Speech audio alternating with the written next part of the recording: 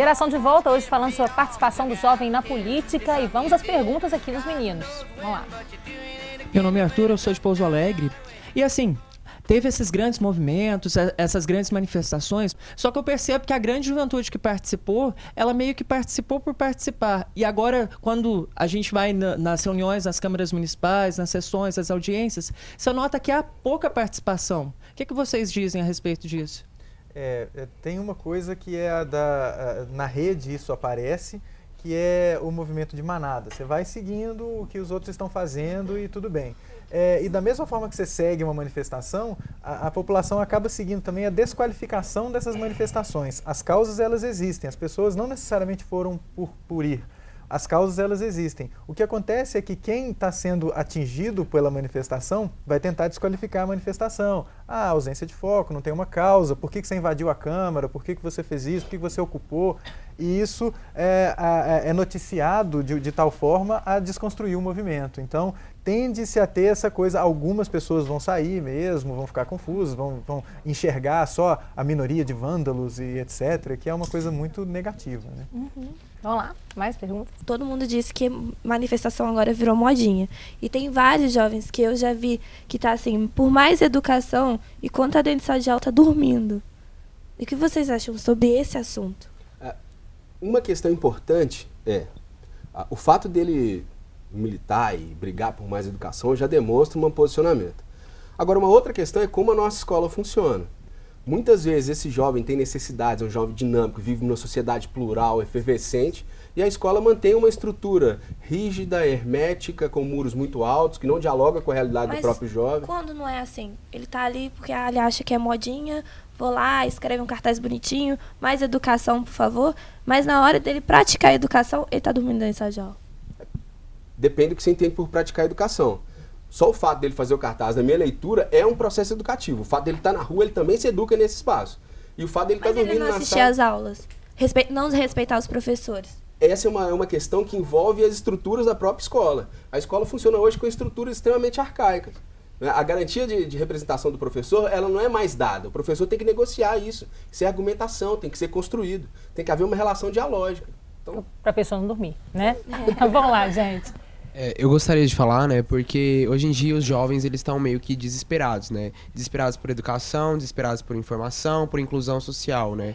E aí o jovem fica meio perdido nisso, porque somos tomados como crianças, né, e algumas vezes como adultos. E a gente está nesse intervalo, né, entre as duas fases. E a gente fica meio perdido nisso. E daí vem os protestos, as revoltas dos jovens, né? Muitos falam, né, das mídias, que as mídias manipulam de diversas formas. O que vocês consideram sobre isso? O brasileiro, ele não só o brasileiro, né? Qualquer massa ela é muito facilmente manipulável pela mídia.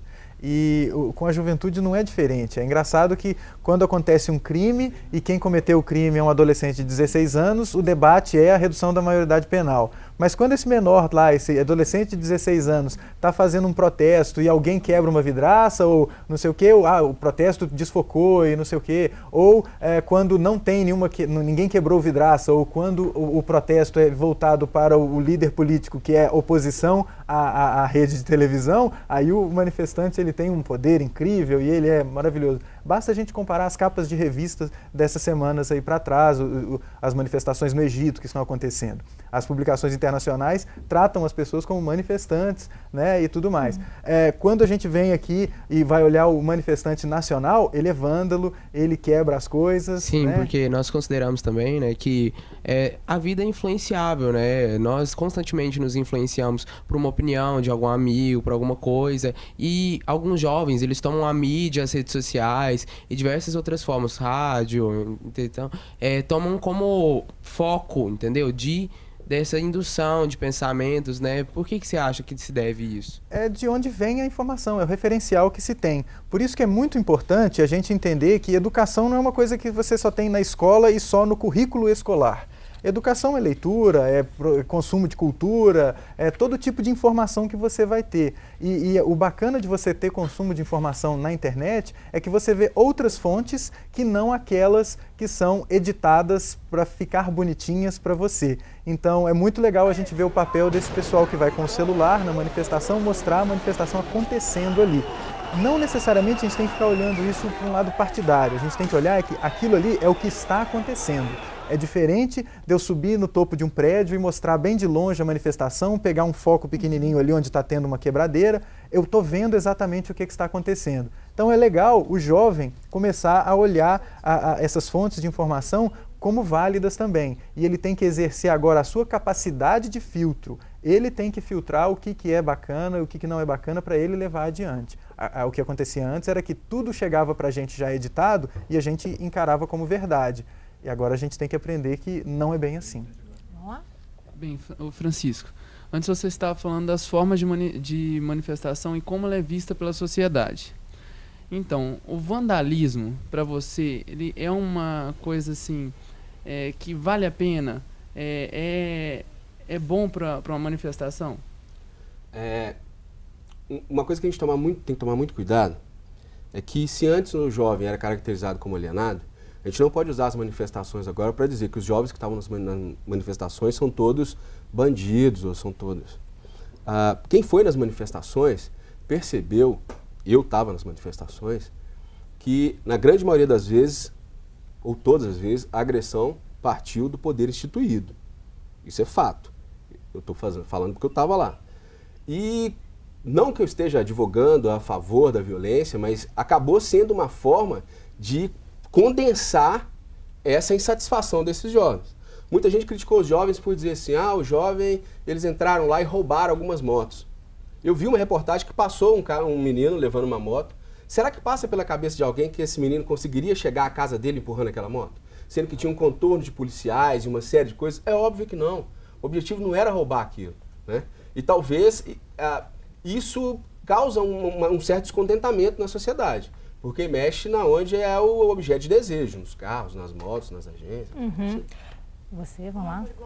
Eu acho essa manifestação precisa ter um líder no partido, como partida política. O que você pensa? No nosso país, a juventude, ela reconhece a importância da política institucional, mas a política institucional ela não consegue contemplar os desejos da própria juventude. Então, o fato deles estarem na rua dessa forma é a demonstração clara que eles não veem nessa forma de fazer política, nessa forma com os partidos, uma forma que os represente. Haja vista, o que o Caio mencionou, que em alguns momentos nas manifestações, algumas pessoas criticavam pessoas que levantavam bandeira de partido, né?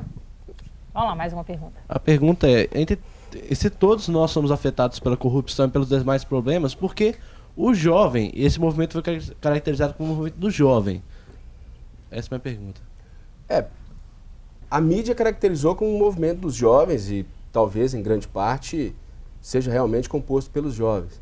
Agora, eu vi pessoas de cadeira de rodas. Todas as idades, né? Eu queria saber se os fatos ocorridos pós a passeata seriam o mesmo se fosse só pacífica ou só vandalismo.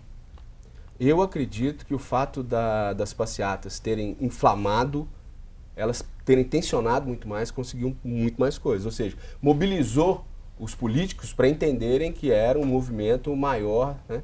Então eu acredito que o fato dela ter se inflamado, sim, causou uma emergência nos políticos para eles pensarem a situação do país. Infelizmente, nosso tempo acabou. Eu agradeço. A gente pode continuar acompanhando pelo Twitter. Se quiserem mandar perguntas, a gente encaminha para o Caio. E muito obrigada pela presença, Francisco e Caio, os pesquisadores, aos estudantes do Parlamento Jovem. Acompanhe a Geração no Twitter. Até a próxima. Valeu, gente. Obrigada.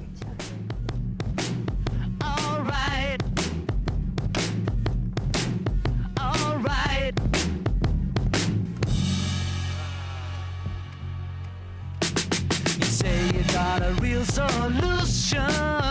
Well, you know, we'd all love to see the plan. You asked me for a contribution. Well, you know, we all doing what we can.